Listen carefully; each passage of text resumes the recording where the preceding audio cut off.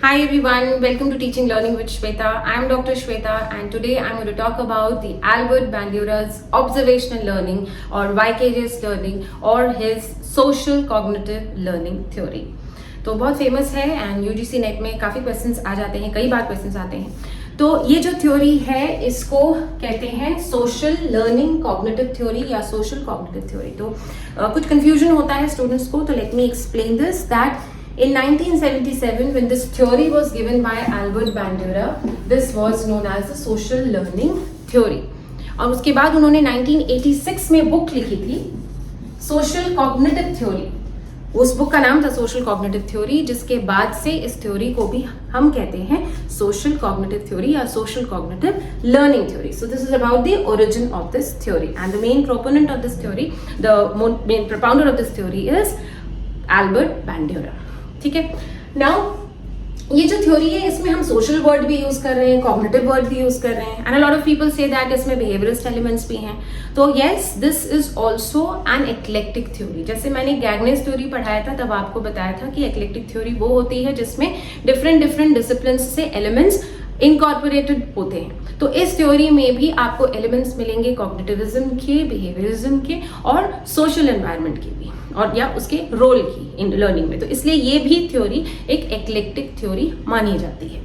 सो ये जो है reciprocal causation model, so this theory is basically based on a reciprocal causation model। क्या है ये model? Let us understand that।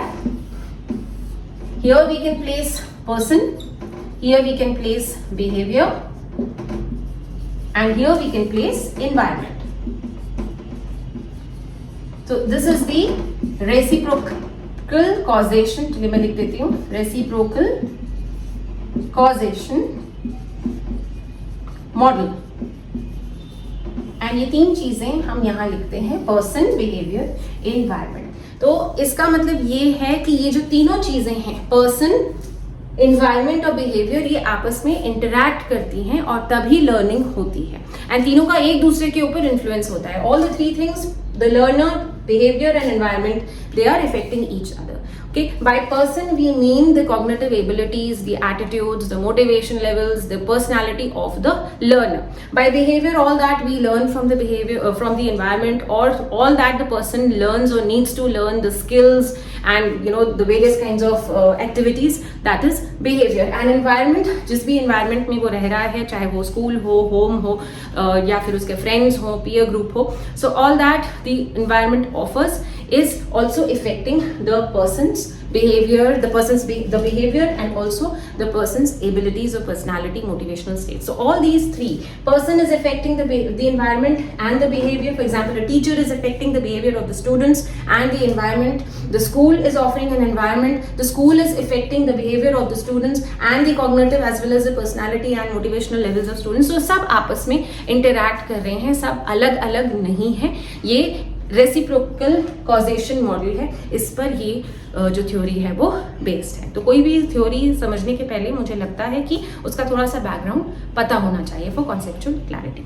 So let's begin with the theory. ये जो theory थी, as I have discussed already, was given by Albert Bandura. Now Albert Bandura एक American psychologist थे।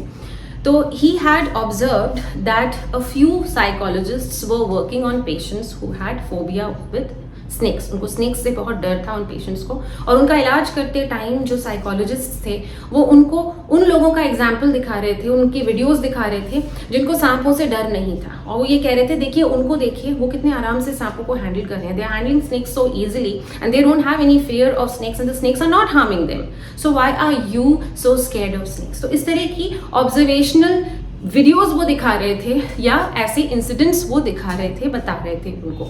सो इस तरह से बैंड्यूरा के दिमाग में ये आया कि डायरेक्टली नहीं, इनडायरेक्टली कुछ ऑब्जर्व करा के या बताकर वो पेशेंट्स को ट्रीट कर रहे थे, psychologist, of their fear from snakes. तो ये दिमाग में आया और उन्होंने तब दी थी सोशल लर्निंग थ्योरी। फिर उन्होंने एक बुक लिखी थी सोशल कॉग्निटिव थ्योरी, जिसमें उन्होंने इसको डिटेल्स में बताया।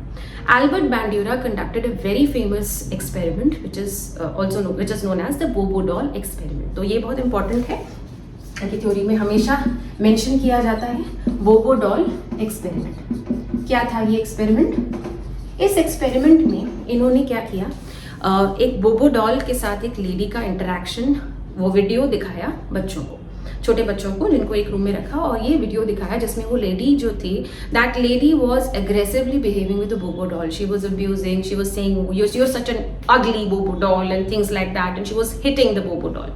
This video was shown to a group of small children. Later on, these children were kept in a room and a bobo doll was given to them. तो इन्हीं बच्चों को एक रूम में रख कर बोबो डॉल उनको बाद में दिया गया, मतलब सिमिलर सिचुएशन क्रिएट की। तो it was seen that these children they reproduce the same behaviour that lady was doing. उन्होंने उस बिहेवियर को कॉपी किया, इमिटेट किया, मॉडल किया, और वो भी अग्रेसिवली बिहेव कर रहे थे, उसको हिट कर रहे थे, अब्यूज कर रहे थे जैसे वो लेडी कर रही थी। तो इसका मतलब है कि चिल्ड्रन, अब उनको डायरेक्टली तो नहीं सिखाया गया मारना बोबो डॉल को, उन्होंने इनडायरेक्टली सीखा। कैसे सीखा? ऑब्जर्व करके। So this is what Albert Bandura was trying to tell us, that learning does not always happen directly, जैसे कि schools और colleges में बैठा के बच्चों को पढ़ाते हैं, नहीं, learning also occurs indirectly. So the indirect experiences also shape our learning, and this is called observational learning or vicarious learning. तो यही है vicarious learning. तो एल्बर्ट बैंड्यूरा क्या कहते थे कि लर्निंग जो है डायरेक्ट एक्सपीरियंसेस से नहीं हो रही है, सिर्फ नहीं हो रही है, इनडायरेक्ट एक्सपीरियंसेस से भी हो रही है। उन्होंने 4 स्टेप्स दिए थे इस वाइकेरियस लर्निंग के लिए। So what are the 4 steps? सबसे पहले होता है परसेप्शन। जब आपने बच्चों को वो वीडियो दिखाया, जब जो लेडी जो एग्रेसिवली बोबो डॉल को मार रही थी, वो वीडियो जब बच्चों को दिखाया गया तो बच्चों ने उस पर ध्यान दिया, परसीव किया, उसको अंडरस्टैंड किया। तो ये जो प्रोसेस है जिसमें हम एक्सपोज करते हैं कोई भी सिचुएशन, कोई भी बिहेवियर अगर मैं कर रही हूँ, अगर वो बच्चे देख रहे हैं, समझ रहे हैं, तो वो उनके दिमाग में अंदर जा रहा है, तो वो परसीव कर रहे हैं। तो पहली चीज तो है परसेप्शन, पहला स्टेप तो है परसेप्शन। उसको देखने के बाद कहीं ना कहीं वो उनकी मेमोरी में स्टोर हो जाता है। आफ्टर दे सी और they observe a certain behavior or an experience, that gets retained in their memory, it gets stored in their memory. So the second is retention. It is not necessary that they will exhibit the same behavior that they have perceived or retained immediately. Maybe they just store it in their brain, and later on in a similar situation, whenever there is a similar situation, जब बोबो doll को दिखाया गया तो उन्होंने perceive किया, बोबो doll को मारते हुए, अब्यूज करते हुए, वो उनकी मेमोरी में जाके सेव हो गया। फिर वो सेव ही रहा उनकी मेमोरी में। बाद में जब किसी रूम में उनको बोबो डॉल के साथ रखा गया, उन्होंने तब उस सिमिलर सिचुएशन में उस बिहेवियर को रिप्रोड्यूस किया। So the third is reproduction in a similar situation. What are they reproducing? Whatever they have perceived and saved, whatever they have seen, observed, that. And fourth is motivation. जब उन्होंने उस behaviour को उसको reproduce कर लिया, बोबो doll को मार लिया, तो उनको थोड़ा सा सेटिस्फैक्शन मिला कि हमने भी वैसे किया जैसा उस लेडी ने किया था। तो यहाँ पे मोटिवेशन रीइंफोर्समेंट, स्किनर का रीइंफोर्समेंट नहीं है, इट इज सेल्फ मोटिवेशन, जो खुद एक सेटिस्फैक्शन मिलता है जब हम किसी को नकल करके उसको सेम चीज को सिमिलर सिचुएशन में रिप्रोड्यूस करते हैं। अगर कोई बच्चा है जो एक स्पोर्ट्समैन को खेलते हुए देख रहा है, तो वो कॉन्स्टेंटली उसके मेमोरी में रजिस्टर हो रहा है, और जैसे ही बॉल उसके पास आई, उसने वैसी ही स्किल से बॉल को दोबारा फेंका, तो उसको एक खुशी मिली, एक मोटिवेशन इन्वॉल्व है, जिसकी वजह से उसने पूरी अपने स्पोर्ट्समैन की स्किल को कॉपी किया।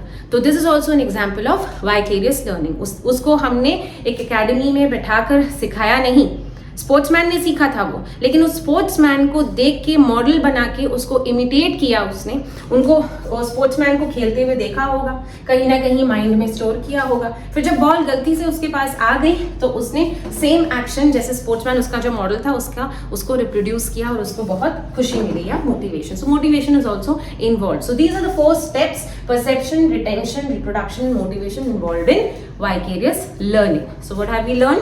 It is social cognitive learning, जो कि सारी चीजों को इंक्लूड कर रही है, बिहेवियर को भी, कॉग्निशन को भी और एनवायरनमेंट को भी। Sorry. And what we have learned, the 4 steps, vicarious learning, indirect experiences, and the 4 steps of vicarious learning. Okay, so what are the things that we learn from vicarious learning, we can say from modeling. तो कोई भी new चीज़ हो सकती है जो कि हम learn कर सकते हैं या बच्चों को सिखा सकते हैं. इनडायरेक्ट एक्सपीरियंस से बच्चे बहुत सारी चीज़ें जो उनको नहीं आती हैं वो सीख सकते हैं, या फिर कोई काम जो है उसको इम्प्रूव कर सकते हैं. अगर मान लीजिए कि मैं खाना बना रही हूँ and I am cooking and I am preparing a dish, and if I see some other lady और some other chef making it in a different way which comes out to be tastier than my dish, then maybe I will also copy that and apply that in my cooking or in my recipe. So I can use, so children, they do vicarious learning to learn something which is absolutely new or to improve their skills at something, जो भी वो कर रहे हैं उसको थोड़ा improve करने के लिए, और also to eliminate something. अगर किसी बच्चे ने देखा कि अब्यूजेस हर्ल करने की वजह से उसको पनिशमेंट मिला उसकी फ्रेंड को, तो वो भी अब ये काम नहीं करेगी या करेंगे. तो that is also vicarious learning. So vicarious learning से 3 चीजें तो पक्का बच्चे सीखते हैं. कोई न्यू चीज सीख सकते हैं, किसी चीज को इम्प्रूव कर सकते हैं, या कोई ऐसी चीज जो कि उनको नहीं करनी है उसको वो अनलर्न कर सकते हैं या करना बंद कर सकते हैं. So these 3 things can happen automatically through our indirect experiences. Now, what are the sources of vicarious learning? Vicarious learning बहुत तरह से हो सकती है. घर में कैसा environment है, the parents, how they interact with, how are their relations, how they talk to each other, whether there is violence or whether there is peace or whether there is a lot of love and affection in the environment, how the parents talk to their relatives, their friends, how they deal with issues at work, and how the teachers behave. All these are indirect experiences. So at home, family, educational institutions, neighborhood, all these are sources of vicarious learning. तो खाली जो हम class में बैठा के पढ़ा रहे हैं या ट्यूशन्स में पढ़ा रहे हैं या एक्स्ट्रा करिकुलर एक्टिविटीज़ में सिखा रहे हैं, उसके अलावा भी बहुत सारी चीज़ें हैं जिनसे बच्चे सीखते हैं. It can also be a book, it can also be a video, it can also be some app. So there can be various sources through which the kids are learning indirectly, and we are also not even aware कि वो क्या क्या सीख रहे हैं और model कर रहे हैं. तो इसके क्या फ़ायदे हैं वाइकेरियस लर्निंग? एक तो ईजी है, रिस्क इसमें कम है. अगर किसी और के एक्सपीरियंस से भी हम सीख रहे हैं और उसने अपनी गलती करके कुछ भुगता है तो हम उसे अवॉइड कर सकते हैं. So we can actually learn. It is easy and it is less risk involving the vicarious learning, and it can also be used to improve something. तो फायदे तो हैं vicarious learning के, बट जो चीज़ मैं आज डिस्कस करना चाहूँगी, जो मुझे लगता है सबसे ज़्यादा इम्पॉर्टेंट है for parents and for teachers, you must remember कि बहुत अच्छे स्कूल में हमने बच्चे को भेज दिया, बहुत सारी एक्टिविटीज़ में उसको इन्वॉल्व कर दिया, तो इसका मतलब नहीं है कि उसका पर्सनालिटी डेवलपमेंट परफेक्ट हो जाएगा. Just sending your child to a very reputed school is not enough. You have to take care of the environment at home. If you are giving your child mobile phone just because you need some me time, and you're not even supervising what content your child is viewing, then you're doing a mistake, because there may be content showing violence or abusive stuff, and kid may acquire those things from that video. तो बहुत ज़रूरी है कि आप जो भी TV दिखवा रहे हैं या सोशल मीडिया को एक्सपोज करने की आपकी मजबूरी है, फ़ोन दे रहे हैं, तो always supervise the content that the child is viewing. तो पेरेंट्स के लिए बहुत ज़रूरी है कि वो कैसे बात करते हैं. If you are constantly shouting और you are yourself abusing and joking around with your friends on phone, then remember your child is also listening to all that, and वो भी इनडायरेक्ट एक्सपीरियंसेस हो सकते हैं, वो बच्चों के दिमाग में रजिस्टर हो रहे हैं, सिमिलर सिचुएशंस में वो कॉपी करेंगे. तो बहुत ज़रूरी है कि आप इन चीज़ों का भी ध्यान रखें. उनकी कंपनी कैसी है, वो किससे इंटरैक्ट कर रहे हैं, किन लोगों से उनका एक्सपोजर हो रहा है, वो बहुत ज़रूरी है. बिकॉज बच्चे, as this theory suggests, they model a lot of behaviour and they keep that here. बहुत टाइम तक वो यहाँ रखते हैं और फिर सिमिलर सिचुएशन में उसको रिप्रोड्यूस करते हैं, and then we as parents get shocked कि ये कहाँ से इसने सीख लिया, हम तो इतना कुछ कर रहे हैं. So as parents, these are the implications for this theory. For teachers also, now ये जो टीचर्स के लिए ही मैंने ये चैनल बनाई है, तो टीचर्स के लिए इम्प्लीकेशंस तो मैं ज़रूर बताऊंगी यहाँ पे. Now it is not necessary that you only make your students sit in the classroom and then teach them. आप जितनी भी एक्टिविटीज़ कराते हैं उससे भी बच्चे बहुत कुछ सीखते हैं. जब आप उनको कहीं एक्सकर्जन्स पे ले जा रहे हैं, ट्रिप्स पे ले जा रहे हैं,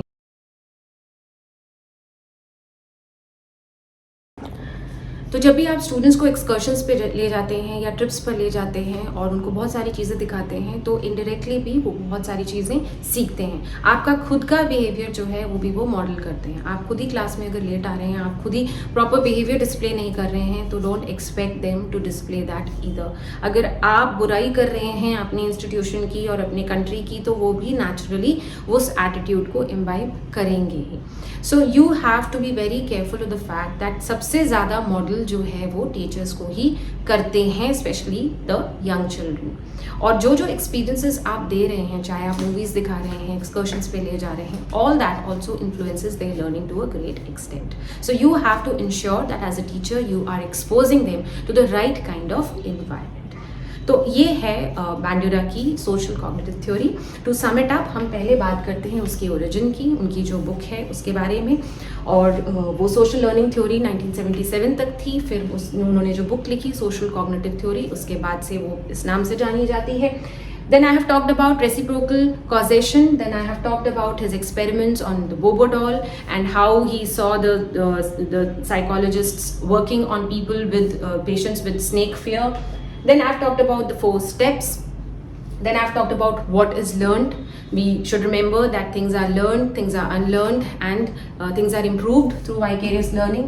What can be the sources of learning and what are the implications for parents and teachers? This we have learned in this theory. For more such educational videos, especially for the education students who are aspiring teachers or want to qualify UGC NET education, they can follow and subscribe my YouTube channel, Teaching Learning with Shweta. Thank you so much.